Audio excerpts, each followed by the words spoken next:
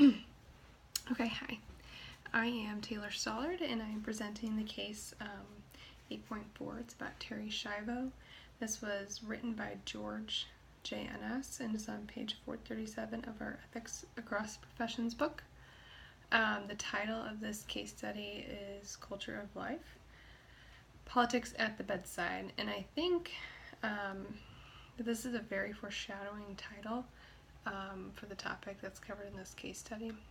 In order to understand why the Terri Schiavo case was so important in politics and in the healthcare industry and ethics combined, it is important to understand that she was not the only one that had similar things happen to her like this, and the courts were involved in other cases as well. The first case that the article in our book talks about dates all the way back to 1976, and it's from a woman named Karen Quanlen. Her parents asked the court to rule that physicians could remove a breathing tube or a ventilator from their daughter that would eventually take her life without this, it was the only way for her to live. So the reason the physicians in the case did not want to pull the plug, if you will, was because they believed she could be held liable for Miss Quanlen's death. In a statement, the New Jersey Supreme Court ruled that, and I quote, "Competent persons have a right to refuse life-sustaining treatment, and that this right should not be lost when a person becomes incompetent." Ultimately, the court ruled that no one, including the physicians, would be legally liable for the death of Karen Quanlen, because after review by an ethics committee, it was decided that no reasonable possibility of this patient returning to a cognitive sapient state, which I believe is a very powerful statement because it speaks to the quality of life for this young woman. And when I mean quality of life, I mean what kind of life does she really have? She's in a persistent and vegetative state. Because of this ruling, there were two major things that happened. Number one, it encouraged states to develop laws surrounding a living will document that would name someone responsible for your care should you become incompetent. And number two, it encouraged hospitals to develop such committees of ethics to review such cases and thus preventing such cases from going to court. The next case is about a young lady as well. Her name was Nancy Cruzen, whose case very much mirrors the one of Terri Schiavo. This time it was the U.S. Supreme Court that ruled on her case, and it was in 1990. She was also declared to be in a persistent vegetative state from her physicians from an accident that she actually had. It was a car accident. She did not require a ventilator to survive like Karen did, but she actually only required a feeding tube to be kept alive, which is very similar to the Terri Schiavo case. The court eventually ruled that her feeding tube could be removed because there was clear and convincing evidence that she would not want that kind of treatment. So this first ruling, this clear and convincing evidence, it first came about through the Missouri court, and then they took it further up to the Supreme Court, where the Supreme Court ruled in favor of what Missouri had stated about the clear and convincing evidence that that's not what she would want. The third case, of course, is about Teresa Marie Schiavo. This young woman sustained a heart attack in 1990, which they believe was from some sort of potassium imbalance. She was only 27 years old. The heart attack resulted in her remaining in a persistent vegetative state, just like the other two women, until she died in 2005. So she lived like that for, approximately 15 years. Terri required around-the-clock care and resided in a nursing home. Once her husband had, had enough, presumably, of seeing his wife being treated the way that she was or living the way that she was, he petitioned to the court to allow that her feeding tube be removed because her parents would not allow such a thing to happen. That was the reason why he had to go to court, was to get the court order to remove the feeding tube. And this was a big dispute that went from court to court, and the parents kept stating that they had new evidence to give to the court about their daughter. That's why it kept going on for many years. The court finally said, "We understand you do not want to lose your daughter in such a way, but this is about Terri's right to make her own decisions."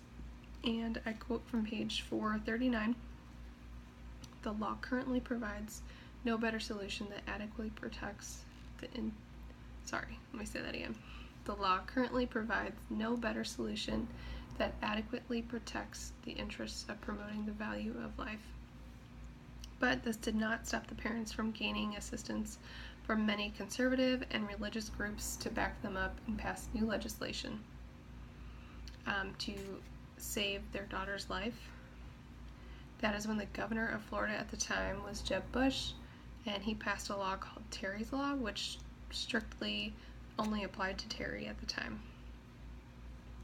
This is all based on the culture of life, I'm quoting from the book again, that the conservatives were trying to promote. In the fall of 2004, this law was ruled unconstitutional by the Florida Supreme Court.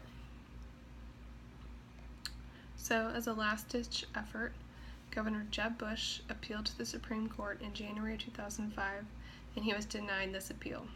And subsequently, the judge who ruled in favor of Terri's husband from the very beginning ordered that the feeding tube be removed in exactly 30 days on March 18th. And I think it was like 1 p.m. is very specific in the book. This was such a controversial ruling.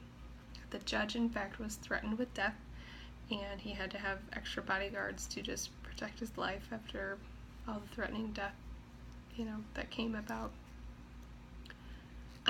The reading doesn't go into any detail about who was threatening him, but I would find it very ironic if it was the same people who were protesting Miss Schiavo's culture of life, promoting and sustaining her life, but yet here they are threatening to kill this man who ruled in favor of Terri's husband, who just wanted justice for his wife.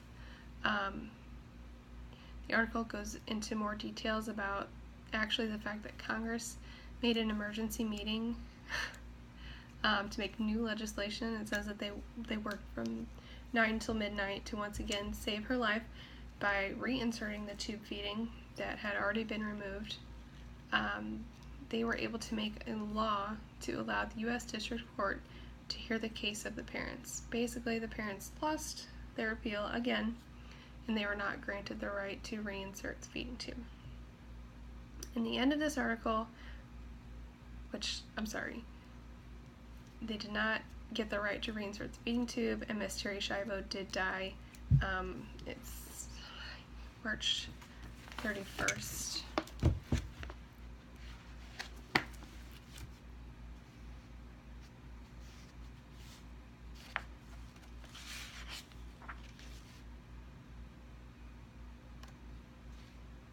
March 31st, 2005. Because they, withheld life-saving treatment. And at the end of this article, there's a great quote that sort of sums up how I felt about the entire case. All three of them combined, and it reads, and I quote from page 440. It says, 441. "Erring on the side of life in this context often results in violating a person's body and human dignity in a way few would want for themselves. In such situations, erring on the side of liberty, specifically the parent's right to decide on treatment, is more consistent with American values and/or constitutional traditions." In conclusion, I remember this case just very vaguely, and I remember bits and pieces learning about it in nursing school, of course, on the topic of ethics. I think it's a very emotional topic, and that death is a beautiful thing, and all people should be allowed to have, a peaceful and dignified death, which includes Terri, Karen, and Nancy. They all taught many great lessons in ethics and in politics. And the first and most important one is that life is short, and the second is to make your wishes be known. However that may be to your family or friends, write it down. You know, just make your wishes be known. Otherwise, you could end up like any of these three women. So, and that's it. Thanks for listening.